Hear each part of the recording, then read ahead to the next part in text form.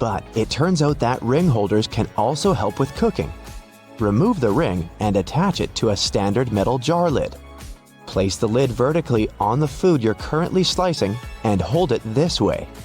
Your fingers will be protected from accidents and the slices will be evenly sized.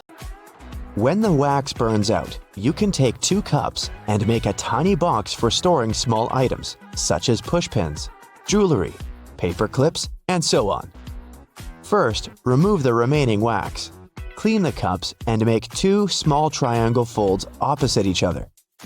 This will make the diameter of the bottom cup slightly smaller than that of the top one. This top cup will serve as a lid. You can also use a small piece of tape to secure it to the bottom part.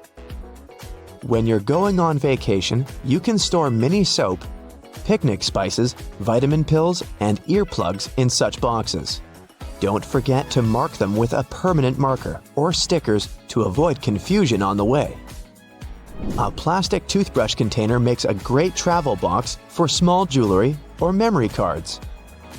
No need to spend tons of money on a fancy phone holder.